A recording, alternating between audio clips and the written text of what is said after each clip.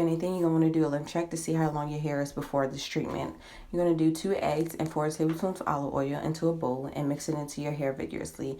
And then you're going to saran wrap your hair, and this makes sure it can last overnight if you decide to keep it that long. You're going to shampoo your hair out. After you take the saran wrap off, add coconut oil to your hair for about 30 minutes to an hour. And after that, you're going to wash that out and do another lymph check.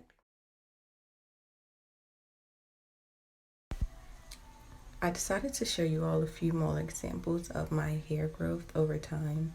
Just a few more pictures so you all can see how effective the oil and egg mixture is. It's very important to use coconut oil at the end for about an hour.